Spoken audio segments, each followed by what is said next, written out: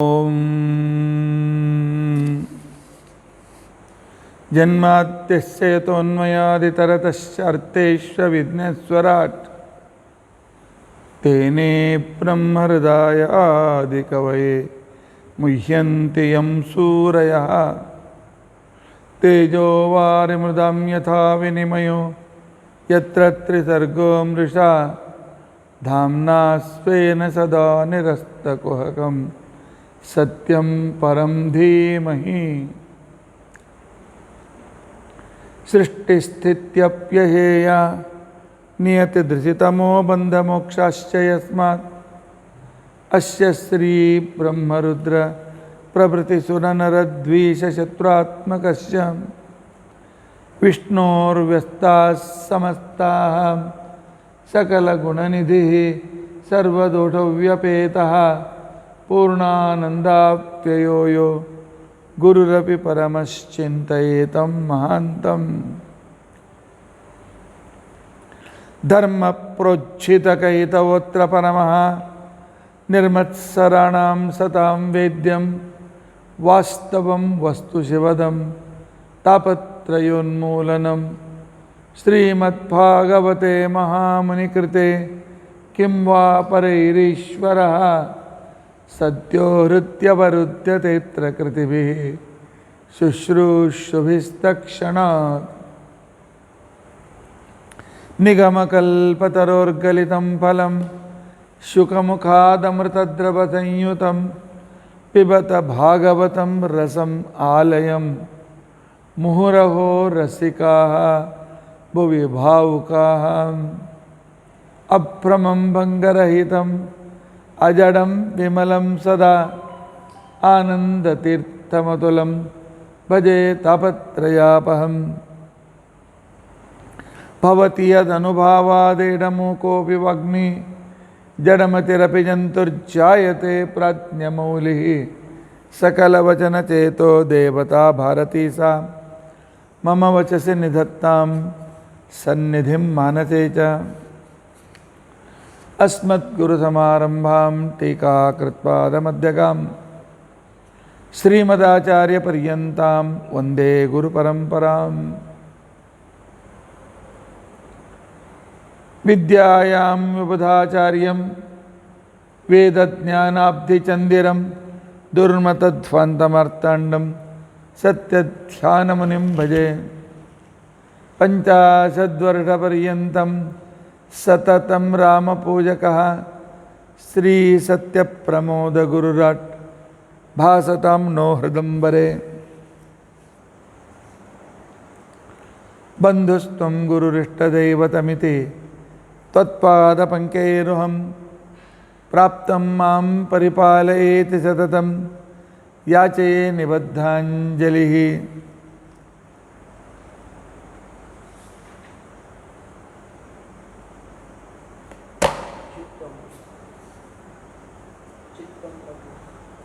चित्तं मद्गुणदोषचिन्तनविधौ नूनं मनं मा कृथाः श्रीसत्यात्मगुरो त्वदङ्घ्रियुगलं हित्वा न मे सद्गतिः यैरहं शुकवत् सम्यक् शिक्षितोऽस्मि कृपालुदिः तान् वन्दे धेनुपाचार्यान् तत्त्वज्ञानार्थसिद्धये श्रीगुरुभ्यो नमः हरिः ओं हरिः ओं हरिः ओं स्वस्तिस्तु असेढसन्मङ्गलानि सन्तु श्लोकैकश्रवणपठनमात्रेण वक्तुश्च श्रोतॄणां निखिलकलिकृतकल्मषापनोदनपुटतरे धर्माद्यखिलपुरुषार्थसाधनीभूते अद्य श्रीमद्भागवते सप्तमस्कन्धान्तरकथा प्रारम्भे सति किञ्चित् पुरकथानुवादः हरिः ओं हरिः ओं हरिः ओं ನಿನ್ನೆ ನಾವು ತಿಳಿಸಿದಂತೆ ಸೇವೆ ಮಾಡಿದವರ ಎಲ್ಲರ ಹೆಸರಿನಲ್ಲಿಯೂ ಮತ್ತು ಭಾಗವತದ ಕೇಳ್ತಕ್ಕಂಥವರ ಹಾಗೂ ಎಲ್ಲ ವೈಷ್ಣವರ ಹೆಸರಿನಿಂದಲೂ ಸಂಕಲ್ಪ ಮಾಡಿ ನಿನ್ನೆ ಧಾತ್ರಿ ಹವನವನ್ನು, ಆ ನಂತರ ರಕ್ಷಾಹವನ ನರಸಿಂಹದೇವರ ಮನ್ಯು ಸೂಕ್ತ ಮತ್ತು ಋಷಭ ಸೂಕ್ತದ ಮುಖಾಂತರ ವಿಶೇಷವಾದ ಆರಾಧನೆಯನ್ನು ನಾವು ಮಾಡಿದ್ದೇವೆ. ನಿಮಗೆ ನಾನು ಪ್ರಾರ್ಥನಾ ಶ್ಲೋಕ ಹೇಳ್ತೇನೆ ಅಂತ ತಿಳ್ಕೊಂಡಂತ ಹೇಳಿದ್ದೆ. ಈಗ ಹೇಳ್ತಾ ಇದ್ದೀನಿ, ಅದನ್ನು ಕೇಳಿ ನೀವು ರಿಪೀಟ್ ಮಾಡಿ.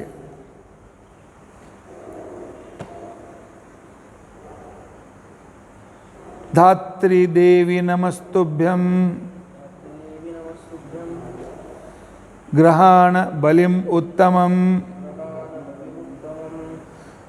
ಧಾತ್ರಿ ದೇವಿ ನಮಸ್ತುಭ್ಯಂ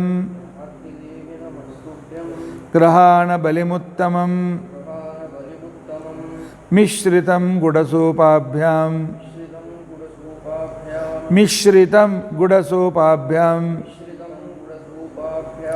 ಸರ್ವಮಂಗಲದಾಯಿನಿ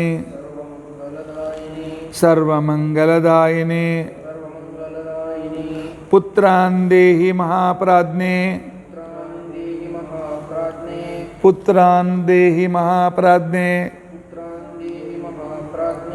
ಯಶೋ ದೇಹಿ ನಿರಂತರಂ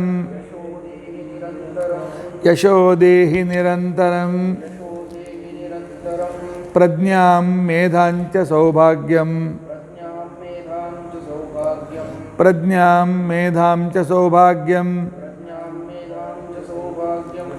ವಿಷ್ಣು ಭಕ್ತಿಂಚ ದೇಹಿ ಮೇ ನಿರೋಗಂ ಕುರು ಮಾಂ ನಿತ್ಯಂ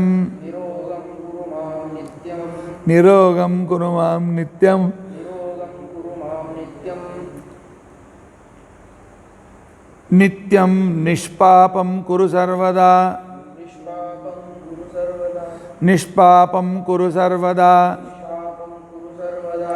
ಸರ್ವಜ್ಞಂ ಕುರು ಮಾಂ ದೇವಿ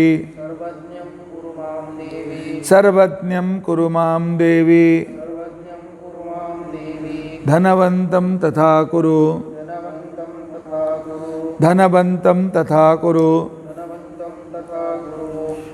ಎಲೆ ಧಾತ್ರಿ ನಾಮಕಳಾಗಿರ್ತಕ್ಕಂತಹ ಮಹಾಲಕ್ಷ್ಮೀ ದೇವಿಯೇ, ನಿನಗೆ ನಾನು ನಮಸ್ಕಾರ ಮಾಡ್ತೇನೆ. ನಾನು ಕೊಟ್ಟ ಈ ನೈವೇದ್ಯವನ್ನು ಸ್ವೀಕರಿಸು. ನಾನು ಕೊಡುವ ಈ ನೈವೇದ್ಯ ಆಹುತಿ ಬೆಲ್ಲ ಹಾಕಿದ ಹೆಸರುಬೇಳೆ ಮತ್ತು ಅಕ್ಕಿಯಿಂದ ಮಾಡಿದ ಪಾಯಸ, ಪೊಂಗಲ್ ಅಂತನ್ನಿ, ಮತ್ತು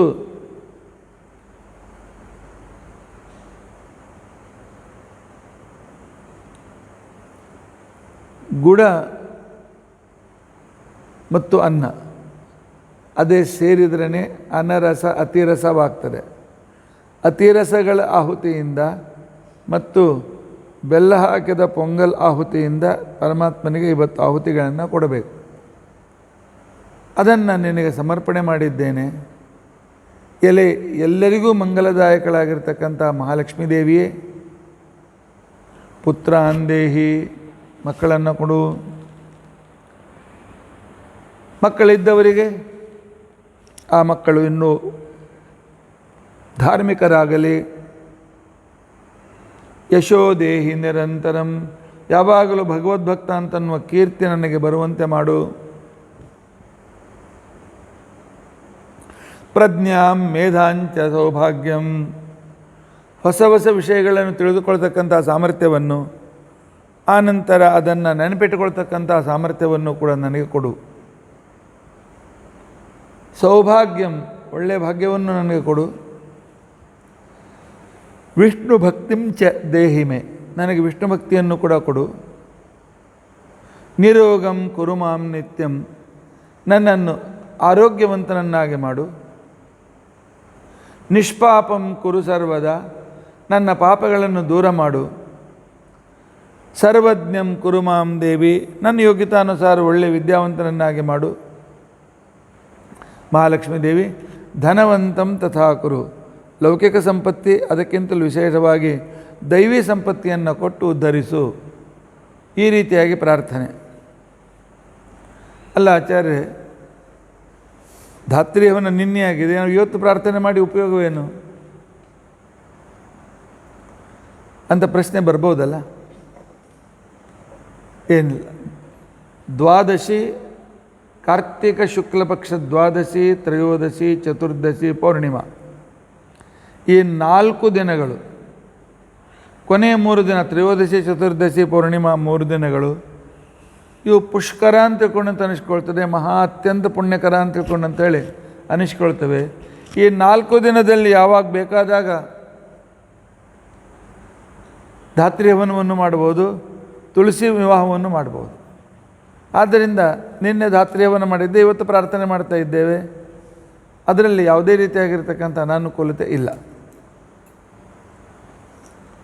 ಇನ್ನು ನಿನ್ನೆ ದಿವಸ ನಾವು ಭಾಳ ಮಹತ್ವಪೂರ್ಣವಾದ ವಿಷಯವನ್ನು ಕೇಳಿ ತಿಳಿದುಕೊಂಡಿದ್ದೇವೆ. ಬ್ರಾಹ್ಮಣನು ಬ್ರಾಹ್ಮಣನಾಗಿ ಉಳಿಯಬೇಕಾಗಿದ್ದಾರೆ. ಯಾಕೆ ನಮಗೆ ಮಾರ್ಗದರ್ಶನ ಇರೋದಿಲ್ಲ. ಏನು ಮಾಡಬೇಕು? ಬರೀ ಗೋಪಿಚಂದ್ರ ಹಂಚಿಕೊಂಡ್ರೆ ಸಾಕೇನು? ಸಂಧ್ಯಾವನ ಮಾಡಿದ್ರೆ ಅಷ್ಟೇ ಸಾಕೇನು? ಸತ್ಯನಾರಾಯಣ ಪೂಜೆ ಮಾಡಿದ್ರೆ ಸಾಕೇನು? ಅಷ್ಟೋತ್ತರ ಮಾಡಿದ್ರೆ ಸಾಕೇನು? ವಾಯುಸ್ತುತಿ ಪುರಸ್ಚರಣೆ ಮಾಡಿದ್ರೆ ಸಾಕೇನು? ಏನು ಮಾಡಿದರೆ ನಾವು ಬ್ರಾಹ್ಮಣರು ಅಂತ ಅನಿಸ್ಕೊಂಡು ಪರಮಾತ್ಮನ ಅನುಗ್ರಹ ಪಡಿತೇವೆ? ಅದಕ್ಕೋಸ್ಕರ ಕ್ಲಿಯರ್ ಕಟ್ಟಾಗಿ ಭಾಗವತ್ಕಾರ ಹೇಳಿದರು, ಜ್ಞಾನಂ ಸತ್ಯಂ, ಜ್ಞಾನ ಸತ್ಯ, ಸರಿಯಾದ ತಿಳುವಳಿಕೆ, ಅದರಂತೆ ಆಚರಣೆ, ಇಂದ್ರಿಯ ನಿಗ್ರಹ, 3ನೇದ್ದು ಇಂದ್ರಿಯ ನಿಗ್ರಹ,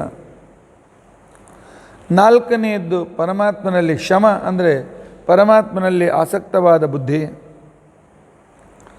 5 ಅಮಾತ್ಸರ್ಯ, ಹೊಟ್ಟೆ ಕಿಚ್ಚು ಇಲ್ಲದಿರುವಿಕೆ, ಆನಂತರ ಹರಿಹಿ, ನಿಷಿದ್ಧ ಕೆಲಸಗಳ ಬಗ್ಗೆ ಮಾಡುವಾಗ ಬರುವತಕ್ಕಂಥ ನಾಚಿಕೆ,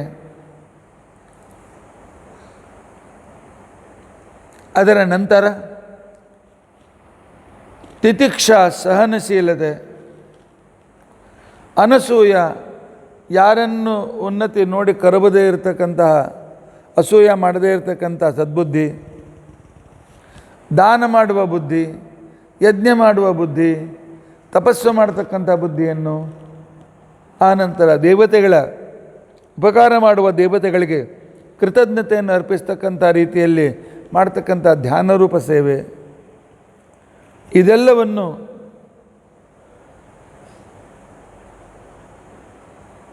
ಈ ಎಲ್ಲ ವಿಷಯಗಳು ದಾನದಲ್ಲಿ ಬರ್ತದೆ, ದಾನದಲ್ಲಿ, ಯಜ್ಞದಲ್ಲಿ, ತಪಸ್ಸಿನಲ್ಲಿ ಬರ್ತದೆ. ಇನ್ನು 9 ದಾನ, 10 ಯಜ್ಞ, 11 ತಪಸ್ಸು, 12 ದೇವತೆಗಳನ್ನು ಕುರಿತು ಅವರ ಯೋಗ್ಯತಾನ ತಾರತಮ್ಯಾನುಸಾರವಾಗಿ ಅವರ ಪೂಜೆ ಮತ್ತು ಧ್ಯಾನ. ಇಷ್ಟು 12 ಗುಣಗಳು. ಇದಕ್ಕೆ ಆಚಾರ್ಯ ಹೇಳ್ತಾರೆ, ತಪಃ ಶ್ರುತಂಚ ಮಹಾವ್ರತ 12 ಬ್ರಾಹ್ಮಣಸ್ಯ, ಬ್ರಾಹ್ಮಣನ ಶ್ರೇಷ್ಠ ವ್ರತಗಳು.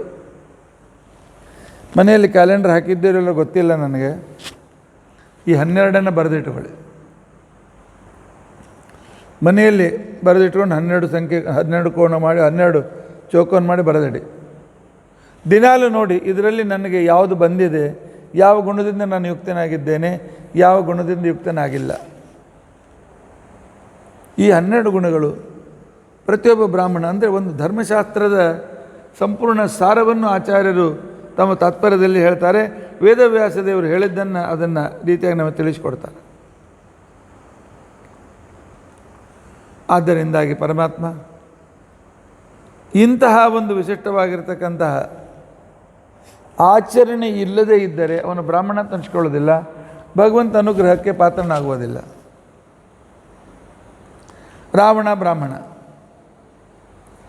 ಆದರೆ ಈ 12 ಗುಣಗಳು ಅವನಲ್ಲಿರಲಿಲ್ಲ. ಯಜ್ಞ ಆಗಾದಾಗ ಏನೋ ಮಾಡ್ತಾ ಇದ್ದ. ಪರಮಾತ್ಮ ಆ ರಾವಣನನ್ನು ಸಂಹಾರ ಮಾಡಿದ, ಉದ್ಧಾರ ಮಾಡಲಿಲ್ಲ. ಶಬರಿ ಶಬರ ಜಾತಿಯವಳು, ಬೇಡರ ಜಾತಿಯವಳು ಭಕ್ತಿ ಮಾಡಿದ್ದು ಉದ್ಧಾರ ಮಾಡಿದ. ಸುಧಾಮ ಮಿತ್ರ ಪರಮ ಸ್ನೇಹವನ್ನು ಮಾಡಿದ, ಪರಮಾತ್ಮನನ್ನು ಉದ್ಧಾರ ಮಾಡಿದ. ಶಿಶುಪಾಲ ವಾಲಿ ಒಬ್ಬನು ಜಯ, ಇನ್ನೊಬ್ಬ ಸೂರ್ಯ. ಆದರೆ ತಪ್ಪು ಕೆಲಸ ಮಾಡಿದರು, ಪರಮಾತ್ಮ ಶಿಕ್ಷೆ ಕೊಟ್ಟ. ಸುಗ್ರೀವ ವಾಯುದೇವರನ್ನು ಆಶ್ರಯಿಸಿಕೊಂಡು ಪರಮಾತ್ಮ ಅನುಗ್ರಹ ಪಡೆದ, ಆದ್ದರಿಂದ ಅವನು ಉದ್ಧತನಾದ. ವಿಭೀಷಣ ಅಸುರನಾಗಿದ್ದರೂ ಭಕ್ತಿ ಮಾಡಿ ಉದ್ಧತನಾದ. ಜಟಾಯು ಪಕ್ಷಿಯಾಗಿಯೂ ಕೂಡ ಭಕ್ತಿ ಮಾಡಿ ಉದ್ಧಾರವಾಯಿತು. ಇನ್ನು ಬಕಾಸುರ ಪಕ್ಷಿಯಾಗಿದ್ದರೂ ಪರಮಾತ್ಮನ ದ್ವೇಷ ಮಾಡಿ ಹತನಾದ. ಆದ್ದರಿಂದಾಗಿ ಪರಮಾತ್ಮ ಹೇಳ್ತಾನೆ, ನನ್ನ ಭಕ್ತಿಯನ್ನು ಮಾಡಿ ಈ 12 ಗುಣಗಳಿಂದ ಬ್ರಾಹ್ಮಣರು ಯುಕ್ತರಾಗ್ರಿ ಅಂತ ತಿಳ್ಕೊಂಡು ಅಂತ ಹೇಳ್ತಾ ಇದ್ದಾರೆ. ಇನ್ನೊಂದು ಕಡೆಯಲ್ಲಿ ಹೇಳ್ತಾರೆ, 12 ಆಗಂಗಿಲ್ಲ, ಬೇಡ, ನಾವು ಬ್ರಾಹ್ಮಣ ಆಗೋದ್ರೆ ಬೇಡ ಅಂತ ಬಿಡ್ಕೊಂಡು ಬಿಡಬೇಡಿ. ಒಂದೊಂದಾಗಿ ಗುಣ ನಮ್ಮಲ್ಲಿ ಬರುವಂಥ ಪ್ರಯತ್ನವನ್ನು ಮಾಡಿ. ಏತೇಭ್ಯ ಪ್ರವರೋ 12 12 ಇದ್ದರೆ ನಿಜವಾಗಿಯೂ ಭಾಳ ಉತ್ತಮ ಸಾಧಕನಾಗಿರ್ತಕ್ಕಂಥ ವ್ಯಕ್ತಿ. ಆನಂತರ ಯಥಾಶಕ್ತಿ ಉಳಿದ ಗುಣಗಳು ಬರಲಿಕ್ಕೆ ಪ್ರಯತ್ನಿಸಬೇಕು. ಎಷ್ಟು ಬರ್ತದೆ? ಕೊನೆಗೊಂದು 35 ಮಾರ್ಕ್ಸ್ ಸಿಗಬೇಕಲ್ಲ, ಒಂದು 5-6 ಗುಣಗಳಾದರೂ ಇರಬೇಕಲ್ಲ. ಆ ರೀತಿಯಾಗಿ ನಾವು ಇದ್ದುಕೊಂಡು ಭಗವಂತನ ಆರಾಧನೆಯನ್ನು ಮಾಡಿದರೆ ಪರಮಾತ್ಮ ನಮ್ಮನ್ನು ನಿಶ್ಚಿತವಾಗಿ ಉದ್ಧಾರ ಮಾಡ್ತಾನೆ. ಈ 12 ಗುಣಗಳನ್ನು ನೆನಪಿನಲ್ಲಿ ನಾವು ಇಟ್ಟುಕೊಳ್ಳಿಕ್ಕೆ ಪ್ರಯತ್ನಿಸೋಣ. ಪರಮಾತ್ಮ, ನೀನು ನಿತ್ಯ ತೃಪ್ತ. ನಿನಗೆ ಈ ಜಗತ್ತನ್ನು ಸೃಷ್ಟಿ ಮಾಡಬೇಕು ಅಂತೇನಿಲ್ಲ.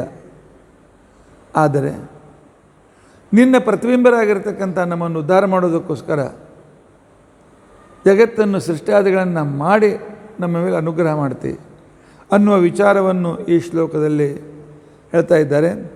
ನೈವಾತ್ಮನಃ ಪ್ರಭುರಯಂ ನಿಜಲಾಭಪೂರ್ಣ. ತನ್ನ ಆನಂದ ಜ್ಞಾನ ಲಾಭದಿಂದ ಪರಿಪೂರ್ಣ ತೃಪ್ತನಾಗಿದ್ದಾನೆ.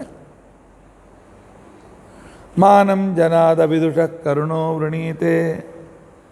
ಅಜ್ಞಾನಿಗಳು ಎಲ್ಲರೂ ಮರ್ಯಾದೆ ಕೊಡಲಿ, ಹಾಗೆ ಮಾಡಲಿ, ಹೀಗೆ ಮಾಡಲಿ, ಏನನ್ನೂ ಬಯಸೋದಿಲ್ಲ. ನಿತ್ಯ ತೃಪ್ತ. ಯಾರು ಮರ್ಯಾದೆ ಕೊಟ್ಟರೇನು ಬಿಟ್ಟರೆ. ಆದರೆ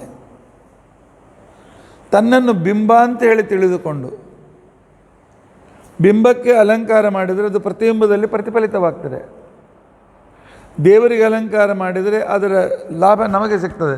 ಅವನು ಬಿಂಬ, ನಾವು ಪ್ರತಿಬಿಂಬರು. ಕನ್ನಡಿಯಲ್ಲಿರ್ತಕ್ಕಂಥ ಬಿಂಬಕ್ಕೆ ಅಲಂಕಾರ ಮಾಡಿದರೆ ಏನು ಪ್ರಯೋಜನ? ಅಲ್ಲಿ ವ್ಯಕ್ತಿನ ನಿಂದಿರಲಿಲ್ಲ ಅಂತಂದರೆ ಖಾಲಿ. ಆದ್ದರಿಂದ ಪರಮಾತ್ಮನಿಗೆ ಸಮರ್ಪಣೆ ಮಾಡಿದ್ದು ಪ್ರತಿಬಿಂಬರಾದ ನಮಗೆ ಯೋಗ್ಯತಾನುಸಾರವಾಗಿ ಸಿಗ್ತದೆ ಅಂತ ತಿಳ್ಕೊಂಡು ಅಂತೇಳಿ ಅನ್ನುವ ವಿಚಾರವನ್ನು ಇಟ್ಟುಕೊಂಡು ವ್ಯಕ್ತಿ ಭಗವಂತನ ಭಕ್ತಿಯನ್ನು ಮಾಡಬೇಕು. ನಮ್ಮಿಂದ ಅವನಿಗೇನಾಗಬೇಕಾಗಿಲ್ಲ, ಅವನಿಂದ ನಮಗಾಗಬೇಕಾಗಿದೆ. ಆದ್ದರಿಂದಾಗಿ ಯದ್ಯಜ್ಜನೋ ಭಗವತೆ ವಿದಧೀತ ಮಾನಂ. ಪರಮಾತ್ಮನಿಗೆ ಕೊಡತಕ್ಕಂಥ ಆರಾಧನೆ, ಅಲಂಕಾರ, ಪೂಜೆ ಇತ್ಯಾದಿಗಳೆಲ್ಲವೂ ಕೂಡ ನಮಗೆ ವಾಪಸ್ ಸಿಗಲಿ ಅಂತ ತಿಳ್ಕೊಂಡಂತೆ ಮಾಡ್ತಕ್ಕಂಥವುಗಳು ಪ್ರತಿಯೊಬ್ಬರಿಗೆ ವಾಪಸ್ ಸಿಕ್ಕೇ ಸಿಗ್ತವೆ ಅಂತ ತಿಳ್ಕೊಂಡಂತಿದ್ದಾರೆ. ಇಂಥ ಪರಮಾತ್ಮನನ್ನು ಎಷ್ಟು ಗುಣ ಇವೆ ಎಣಿಸೋಣೇನು? ಪ್ರಹ್ಲಾದ ಹೇಳ್ತಾನೆ, ಸಾಧ್ಯವಿಲ್ಲ. ದೇವರ ಗುಣಗಳನ್ನು ಎಣಿಸಿ ಮುಗಿಯಲಿಕ್ಕೆ ಸಾಧ್ಯವಿಲ್ಲ. ಒಬ್ಬ ಕವಿ ಹೇಳ್ತಾನೆ, ದೇವರ ಗುಣಗಳನ್ನು ಬರಿಬೇಕಾಗಿತ್ತು ಅಂತ ತಿಳ್ಕೊಂಡಂತಂದರೆ ಆ ಕಾಲದಲ್ಲಿ ಸಂಪೂರ್ಣ ಪೃಥ್ವಿಯನ್ನೇ ಒಂದು ಪೇಪರ್ ಮಾಡಿಬಿಡೋಣ. ಪೃಥ್ವಿಯಷ್ಟು ವಿಶಾಲವಾದ ಪೇಪರ್, ಇಂಥ ಅದ್ರ ಮೇಲೆ ಅನೇಕ ಸುತ್ತುಗಳು. ಆ ನಂತರ ಬರೆಯುವುದಕ್ಕೋಸ್ಕರ ಇಂಕ್, ಸಮುದ್ರ. ಆ ನಂತರ ಬರೀಲಿಕ್ಕೆ ಪೆನ್, ಲೇಖನಿ, ಕಲ್ಪವೃಕ್ಷ. ಯದಿ ಇಷ್ಟೆಲ್ಲ ಇದ್ದು ಯದಿ ಲಿಖತಿ ಶಾರದಾ ಸಾರ್ವಕಾಲಂ. ಬರೀಲಿಕ್ಕೆ ಕೂತ್ಕೊಂಡಿರ್ತಕ್ಕಂಥವಳು ಸರಸ್ವತೀ ದೇವಿ, ಅನಂತ ಶ್ರೇಷ್ಠವಾದ ಪರಮಾತ್ಮನನ್ನು ತಿಳಿದುಕೊಂಡಿರ್ತಕ್ಕಂಥ ವ್ಯಕ್ತಿ. ಅವಳು ಬಂದು ಪುರಿದರೂ ತದಪಿ ತವ ಗುಣಾನಾಂ ಈಶ ಪಾರಂನ ಯಾತಿ. ನಿನ್ನ ಗುಣಗಳನ್ನು ಬರೆದು ಮುಗಿಸ್ಲಿಕ್ಕೆ ಆಗೋದಿಲ್ಲ. ಆದ್ದರಿಂದ ಇದನ್ನು ಹೇಳ್ತಾ ಇದ್ದಾರೆ, ತಸ್ಮಾದಹಂ ವಿಗತ ವಿಕ್ಲವ ಈಶ್ವರಸ್ಯ ಸರ್ವಾತ್ಮನ ನಹಿ ಗೃಣಂತೆ ಯಥಾ ಮನೀಷಂ. ನಾನು ಸಾಮಾನ್ಯ ಬಾಲಕ ಸ್ತೋತ್ರ ಮಾಡಲಿಕ್ಕಾಗಿ ಬಂದಿ ಅಂತಿಕೊಂಡಂತಂದರೆ ಯಾರೇನು ಪರಮಾತ್ಮನ ಪೂರ್ತಿಯಾಗಿ ಹೊಗಳಿ ಅವನನ್ನು ವರ್ಣನೆ ಮಾಡಿ ಮುಗಿಸ್ಲಿಕ್ಕೆ ಆಗೋದಿಲ್ಲ. ನಾನು ಸಾಮಾನ್ಯ ವ್ಯಕ್ತಿ. ನೀಚೋ ಜಯ ಗುಣ ವಿಸರ್ಗಮನು ಪ್ರವಿಷ್ಟ. ಸಾಮಾನ್ಯ ವ್ಯಕ್ತಿ ನಾನು. ನನ್ನ ಚಪಲತೆಯ ಬುದ್ಧಿಗನುಸಾರವಾಗಿ ಪರಮಾತ್ಮನನ್ನು ಎಷ್ಟು ತಿಳಿದುಕೊಂಡಿದ್ದೇನೆ. ಪೂಯೇ ತಪ್ಪೇನ ಪೂಯೇನ ಹಿ ಪುಮಾನ್ ಅನುವರ್ಣಿತೇನ. ಮತ್ತು ಯಾಕೆ ನೀವು ವರ್ಣನೆ ಮಾಡ್ತಾ ಇದ್ದೆ ಅಂತಂದರೆ, ಪರಮಾತ್ಮನನ್ನು ಸ್ತೋತ್ರ ಮಾಡಿದರೆ ಅವನ ಎಲ್ಲ ಪಾಪಗಳು ಹೊರಟು ಹೋಗಿ ಅವನು ಪುಣ್ಯವಂತನಾಗ್ತಾನೆ. ಆನಂತರ ತನ್ನನ್ನು ಪವಿತ್ರವನ್ನಾಗಿ ಮಾಡಿಕೊಂಡು ಭಗವಂತ ಬರುವಂತೆ, ಭಗವಂತ ನಮ್ಮಲ್ಲಿ ಇರುವಂತೆ ಸಾಮರ್ಥ್ಯವನ್ನು ಪಡಿತಾನೆ. ಆದ್ದರಿಂದ ಪರಮಾತ್ಮ ಸರ್ವಾತ್ಮನಾಗಿರ್ತಕ್ಕಂಥ ನಿನ್ನನ್ನು ಪೂರ್ತಿ ವರ್ಣನೆ ಮಾಡಲಿಕ್ಕೆ ಆಗೋದಿಲ್ಲ.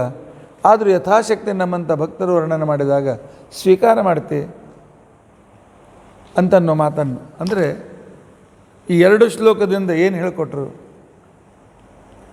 ನಿಮ್ಮಲ್ಲಿರ್ತಕ್ಕಂಥ ಇನ್ಫೀರಿಯರ್ ಕಾಂಪ್ಲೆಕ್ಸ್ ಬಿಟ್ಬಿಡಿ. ಶ್ರೀಮದಾಚಾರ್ಯರ ಗ್ರಂಥವಾಗಲಿ, ವೇದವ್ಯಾಸದೇವರ ಗ್ರಂಥವಾಗಲಿ ನಮ್ಮ ಸಂಪೂರ್ಣ ಸೈಕೋಥೆರಪಿಯನ್ನು ತಪ್ಪದೇ ತಿಳಿಸಿ ಹೇಳ್ತದೆ. ಸೈಕಾಲಜಿ, ಆಚಾರ್ಯರ ಗ್ರಂಥದಲ್ಲಿ ಬಂದಿಷ್ಟಂಥ ಸೈಕಾಲಜಿ ಇವತ್ತು ಜಗತ್ತಿನಲ್ಲಿ ಎಷ್ಟು ಜನ ಸೈಕಾಲಜಿಸ್ಟ್ ಆಗಿ ಹೋಗಿದ್ದಾರೆ, ಅವರು ಏನೇನು ತಮ್ಮ ಪ್ರತಿಪಾದನೆ ಮಾಡಿದ್ದಾರೆ. ಪರಮಾತ್ಮ ಹೇಳಿದ ಒಂದು ಭಾಗ ಅಥವಾ ಭಾಳ ಆದರೆ 2 ಭಾಗವೂ ಇಲ್ಲ. ಅಷ್ಟು ಅದ್ಭುತವಾಗಿರ್ತಕ್ಕಂಥ ಮನಃಶಾಸ್ತ್ರ ಇಲ್ಲಿ ಅದನ್ನು ಹೇಳ್ತಾ ಇದ್ದಾರೆ. ಪರಮಾತ್ಮ ನಿತ್ಯ ತೃಪ್ತ, ಆದ್ದರಿಂದ ಅವನನ್ನು ಸಂತೋಷಪಡೋದಕ್ಕೆ ಆಗೋದಿಲ್ಲ ಅಂತ ಇನ್ಫಿನಿಟಿ ಕಾಂಪ್ಲೆಕ್ಸ್ ಬಿಟ್ಬಿಡು. ನಿನ್ನ ಶಕ್ತಿ ಎಷ್ಟಿದೆ ಅಷ್ಟು ಮಾಡು, ಪರಮಾತ್ಮ ಅಲಿತಾನೆ. ಇಲ್ಲ ಪರಮಾತ್ಮನ ಸ್ತೋತ್ರ ಮಾಡಲಿಕ್ಕೆ ನಮ್ಮ ಹತ್ರ ಶಬ್ದ ಇಲ್ಲ ಅಂತ ತಿಳ್ಕೊಂಡಂತಂದರೆ ಪರಮಾತ್ಮನನ್ನು ಸ್ತೋತ್ರ ಮಾಡಿ ಯಾರೂ ಮುಗಿಸ್ಲಿಕ್ಕೆ ಸಾಧ್ಯವಿಲ್ಲ. ನಿನಗೆ ಎಷ್ಟು ಗೊತ್ತಿದೆ ಇನ್ನೂ ಹೆಚ್ಚು ತಿಳ್ಕೊಳ್ಳೋ ಪ್ರಯತ್ನ ಮಾಡು. ಆ ಗೊತ್ತಿದ್ದಷ್ಟು ಪರಮಾತ್ಮನನ್ನು ಸ್ತೋತ್ರ ಮಾಡು, ಭಗವಂತ ಅನುಗ್ರಹವಾಗ್ತಾರೆ ಅಂತನ್ನುವ ರೀತಿಯಲ್ಲಿ ಇಲ್ಲಿ ನಮಗೆ ತಿಳಿಸ್ಕೊಡ್ತಾ ಇದ್ದಾರೆ. ಇನ್ನು ಪರಮಾತ್ಮ ಅವತಾರ ತೆಗೆದುಕೊಳ್ತಾನೆ. ಪರಮಾತ್ಮ ಯಾಕೆ ಅವತಾರ ತೆಗೆದುಕೊಳ್ತಾನೆ? ಪರಮಾತ್ಮ ಅವತಾರ ತೆಗೆದುಕೊಳ್ತಾನೆ ನಮಗೆ ಕಲಿಸುವುದಕ್ಕೋಸ್ಕರ. ಮರ್ತಾವತಾರಸ್ತು ಇಹ ಮರ್ತ್ಯ ಶಿಕ್ಷಣಂ. ಭಗವಂತ ಕೇವಲ ಅಸುರನ್ನು ಸಂಹಾರ ಮಾಡೋದಕ್ಕೋಸ್ಕರ ಭೂಮಿಗೆ ಬರೋದಿಲ್ಲ. ಸರ್ವೇ ಹ್ಯಮೇ ವಿಧಿಕರಾಹ ತವ ಸತ್ತಧಾಮ್ನೋ ಬ್ರಹ್ಮಾದಯೋ ವಯಮಿವೇಶ ನಚೋದ್ವಿಜಂತಹ. ನಮ್ಮಂತೆ ಸಂಸಾರದಲ್ಲಿ ಬಿದ್ದು ಪೀಡಿತರಾಗದೆ, ನಮ್ಮಂಥ ಸಂಸಾರದಲ್ಲಿ ಬಿದ್ದಿರತಕ್ಕಂಥವರನ್ನು ಉದ್ಧಾರ ಮಾಡುವ ಸಾಮರ್ಥ್ಯ ಇರತಕ್ಕಂಥ ಬ್ರಹ್ಮಾದಿ ದೇವತೆಗಳು ಕೂಡ ನಿನ್ನ ಸೇವಕರು. ಪರಮಾತ್ಮ ನೀನು ಎಷ್ಟು ಮಹಾ ಸರ್ವೋತ್ತಮ ಇದ್ದೆ. ನಿನ್ನ ಸರ್ವೋತ್ತಮದ ವೈಶಿಷ್ಟ್ಯ ಹೇಗಿದೆ ಅಂತಂದರೆ ಬ್ರಹ್ಮಾದಿಗಳು ಕೂಡ ನಿನ್ನ ವಿಧಿಕರಾಹ, ನೀನು ಹೇಳಿದಂತೆ ಕೇಳಿಕೊಂಡು ಇರ್ತಕ್ಕಂಥವ್ರು. ಹಾಗಾದರೆ ನಿನ್ನ ಇನ್ನೂ ವೈಶಿಷ್ಟ್ಯ ಏನು ಅಂತ ತಿಳ್ಕೊಂಡಂತಂದರೆ ಪರಮಾತ್ಮ ರುಚಿರಾವತಾರೈಹಿ, ಆಗಾಗ ಶ್ರೇಷ್ಠ ಅವತಾರಗಳನ್ನು ತೆಗೆದುಕೊಂಡು ಕ್ಷೇಮಾಯ ಸಜ್ಜನರನ್ನು ಸಂರಕ್ಷಣೆ ಮಾಡೋದಕ್ಕೋಸ್ಕರ, ಭೂತೆ ಅವರಿಗೆ ಉನ್ನತಿಯನ್ನು ತಂದುಕೊಡೋದಕ್ಕೋಸ್ಕರ, ಅಷ್ಟೇ ಅಲ್ಲ ಸಜ್ಜನರಿಗೆ ಉದ್ಧಾರ ಮಾಡೋದಕ್ಕೋಸ್ಕರ ನೀನು ಅವತಾರ ಇರ್ತದೆ ಅಂತನ್ನುವ ಮಾತನ್ನು ಹೇಳ್ತಾ ಇದ್ದ. ಹಿಂದಕ್ಕೆ ನಾನು ಹೇಳಿದೆ, ನಮ್ಮಲ್ಲಿ ಹಿರಿಯ ಲೇಖಕರು ಅನ್ಸ್ಕೊಂಡಿರ್ತಕ್ಕಂಥವ್ರು ಶಿವರಾಮ್ ಕಾರಂತ್, ಜ್ಞಾನಪೀಠ ಅವಾರ್ಡ್ ಸಿಗ್ತವರಿಗೆ. ಅದಕ್ಕೆ ಅವರು ಇಟ್ಟುಕೊಂಡು ಪುಸ್ತಕ ಮೂಕಜ್ಜಿಯ ಕನಸುಗಳು. ಒಂದು ಅಂಥ್ರಾಪೋಲಜಿಯನ್ನು ಇಟ್ಟುಕೊಂಡು ಬರಿತಾ ಒಳ್ಳೆ ಲೇಖಕರು. ಆದರೆ ನಮ್ಮ ಕನ್ನಡ ಸಾಹಿತಿಗಳಿಗೆ ಪುರಾಣ ಜ್ಞಾನ ಭಾಳ ಕಡೆ. ಏನೋ ಅಂತ ತೆಗೆದುಕೊಂಡು ಏನೋ ಬರೆದು ಬಿಡ್ತಾರೆ. ಒಳ್ಳೆಯ ಲೇಖಕರಿರ್ತಾರೆ, ಆದರೆ ಸರಿಯಾಗಿ ಪುರಾಣಗಳನ್ನು ಅಧ್ಯಯನ ಮಾಡೋದಿಲ್ಲ. ಪುರಾಣಗಳನ್ನು ತಿಳ್ಕೊಳ್ಬೇಕಾದ್ರೆ ಆಚಾರ್ಯ ಗ್ರಂಥ ಓದಲೇಬೇಕು. ಹಾಗೆ ಇರ್ತಕ್ಕಂಥ ಸಂದರ್ಭ ಅವರು ತಮ್ಮ ಮೂಕಜ್ಜಿ ಕನಸಿನಲ್ಲಿ ಬರೆದರು, ಅವತಾರ ಇದೆಲ್ಲ ಸುಳ್ಳು. ರಾಮಕೃಷ್ಣಾದಿಗಳು ನಮ್ಮಂತೆ ಮಾನವರೇ, ಸ್ವಲ್ಪ ಮಹಾಮಾನವರು ಅಂತ ಅನ್ನೋಣ ಅಂತ ಹೇಳಿ. ಅದಕ್ಕೆ ಅವರು ಉದಾಹರಣೆ ಕೊಡ್ತಾರೆ. ಅಸುರನನ್ನು ಕೊಲ್ಲಬೇಕಾದ ದೇವರೇ ಒಂದು ವೇಳೆ ಅವತಾರ ತೆಗೆದುಕೊಳ್ಳೋದಿದ್ದರೆ, ಅಸುರನ್ನು ಕೊಲ್ಲಬೇಕಾಗಿದ್ದರೆ ಕೂತಲ್ಲೇ ಇವನು ಸಾಯಲಿ ಅಂತಂದರೆ ಸತ್ತೋಗ್ತಾನೆ. ಅವನು ಅವತಾರ ತೆಗೆದುಕೊಂಡು ಯಾಕೆ ಬರಬೇಕು? ಅವನು ಒಂದು ಎಲೆ ಬೆಳೆಸ್ಬೇಕಾದ್ರೆ ಗಿಡ ಎದ್ದು ಕುಣಿಯಬೇಕೆ ಅಂತನೋ ಒಂದು ಉಪಮೆಯನ್ನು ಕೊಟ್ಟರು. ಅವರಿಗೆ ಜ್ಞಾನಪೀಠ ಅವಾರ್ಡ್ ಆರೋಗ್ಯ ಚೆನ್ನಾಗಿರಲಿಲ್ಲ ಅಂತೇಳಿ ದಿಲ್ಲಿವರೆಗೆ ಅವರನ್ನು ಕರೀಲಿಲ್ಲ. ಬೊಂಬಾಯಿಗೆ ಇಲ್ಲೇ ಬಿರ್ಲಾ ಮಾತೋಶ್ರೀ ಸಭಾಗೃಹದಲ್ಲಿ ಅವರಿಗೆ ಈ ಜ್ಞಾನಪೀಠ ಅವಾರ್ಡ್ ಕೊಟ್ಟರು. ಅವರು ಬಂದಾಗ ನಾನು ಹೋಗಿ ಭೇಟಿಯಾದೆ. ಅವ್ರು ನಮ್ಮ ಪರಿಚಯದ ಹವನೂರು ಅಂತಕೊಂಡಂತೆ ಇದ್ದರು. ಅವರ ಮನೇಲಿ ಬಂದು ಇಳ್ಕೊಂಡಿದ್ದರು. ನಾನು ಅವ್ರು ಬಂದಾಗ ಅವ್ರು ಭೇಟಿಯಾದೆ. ಭೇಟಿಯಾಗಿ ಹೇಳಿದೆ, ನೀವು ಅವತಾರ ಸರಿಯಾಗಿ ಅರ್ಥ ಮಾಡಿಕೊಂಡಿಲ್ಲ. ಅವತಾರ ಕೇವಲ ಮನುಷ್ಯರನ್ನು ಐಶ್ವರನ್ನು ಕೊಲ್ಲೋದಕ್ಕೋಸ್ಕರ ಇರೋದಿಲ್ಲ, ಎದಕ್ಕೋಸ್ಕರ ಇರ್ತದೆ ಅಂತಿಕೊಂಡಂತಂದ್ರೆ ನಾನು ಈ ಶ್ಲೋಕ ತೋರಿಸಿಕೊಟ್ಟೆ. ಕ್ಷೇಮಾಯ, ಸಜ್ಜನರಿಗೆ ಕ್ಷೇಮವನ್ನು ಕೊಟ್ಟು, ಈ ಅಸುರರಿಂದ ಏನು ಒಂದು ಆಸುರಿ ಸಂಸ್ಕೃತಿ ಬೆಳೆದಿರ್ತದಲ್ಲ, ಆ ಆಸುರಿ ಸಂಸ್ಕೃತಿಯನ್ನು ದೂರ ಮಾಡಿ, ಭೂತಯೇ, ತಾನು ಮನುಷ್ಯರ ಮಧ್ಯದಲ್ಲಿ ಬಂದು ಮನುಷ್ಯರಿಗೆ ಅನೇಕ ರೀತಿಯಾದಂಥ ಉಪದೇಶ ಮಾಡಿ ಉನ್ನತಿಯನ್ನು ಕೊಡೋದಕ್ಕೋಸ್ಕರ, ಆತ್ಮಸುಖಾಯ, ಅಷ್ಟೇ ಅಲ್ಲ ಅವರಿಗೆ ಮೋಕ್ಷದ ಮಾರ್ಗವನ್ನು ತೋರಿಸಿಕೊಡೋದಕ್ಕೋಸ್ಕರ, ವಿಕ್ರೀಡಿತಂ ಭಗವತೋ, ಇದು ಪರಮಾತ್ಮನ ಮಾಡ್ತಕ್ಕಂತಹ ಒಂದು ವಿಶಿಷ್ಟವಾಗಿರ್ತಕ್ಕಂತಹ ಅವತಾರದ ಅವತಾರದ ಲೀಲೆ ಇದು. ಆದ್ದರಿಂದಾಗಿ ನಿಮ್ಮ ಮಾತು ಸರಿಯಲ್ಲ ಅಂತ. ಆಯ್ತು, ನಾನು ನೋಡೋಣ, 2ನೇ ಎಡಿಷನ್ ಬರೆಯುವಾಗ ನಾನು ಅದನ್ನು ಸರಿ ಮಾಡ್ತೇನೆ ಅಂತ ಅಂದಿದ್ದರು. ನಂತರ ಅವ್ರು ಭಾಳ ದಿವಸ ಉಳಿಲಿಲ್ಲ, ಪ್ರಶ್ನೆ ಬೇರೆ. ಅಷ್ಟೇ ಅಲ್ಲ, ಭಾಗವತ ಮುಂದೆ ಇದಕ್ಕಿಂತ ಮೊದಲು ಬಂದಿದೆ ಪಂಚಮಸ್ಕಂದಲ್ಲಿ, ಪರಮಾತ್ಮನ ಅವತಾರಗಳು ಮರ್ತ್ಯಾವತಾರಸ್ತು ಇಹ ಮರ್ತ್ಯ ಶಿಕ್ಷಣಂ, ಮನುಷ್ಯರಿಗೆ ಕಲಿಸುವುದಕ್ಕೋಸ್ಕರ ಪರಮಾತ್ಮ ತಾನು ಅವತಾರಗಳನ್ನು ತೆಗೆದುಕೊಳ್ತಾರೆ. ಆರಂಭದಲ್ಲಿ ನಾನು ಅವತಾರದ ರಹಸ್ಯವನ್ನು ಹೇಳಿದ್ದೆ ಸಂಕ್ಷೇಪವಾಗಿ. ಎಲ್ಲ ಅವತಾರ ಬೇಡ, 10 ಅವತಾರಗಳಿಂದ ಪರಮಾತ್ಮ ಏನನ್ನು ಕಲಿಸಿಕೊಡ್ತಾನೆ. ಮತ್ಸ್ಯಾವತಾರದಿಂದ ಪರಮಾತ್ಮ ನಮಗೆ ಕಲಿಸಿಕೊಡ್ತಕ್ಕಂತಹ ಶಿಕ್ಷಣ ಅಂತ ತಿಳ್ಕೊಂಡಂತಂದರೆ, ನೀರಿನಲ್ಲಿದ್ದರೂ ನನ್ನ ಮೈ ಕೊಳೆಯೋದಿಲ್ಲ, ನಾನು ಕಣ್ಣು ಮುಚ್ಚಿಲ್ಲ, ಮೀನು ಕಣ್ಣು ಮುಚ್ಚೋದಿಲ್ಲ. ಹಾಗೆ ಸಂಸಾರದಲ್ಲಿದ್ದರೂ ಸಂಸಾರಕ್ಕೆ ಲಿಪ್ತರಾಗಬೇಡಿ.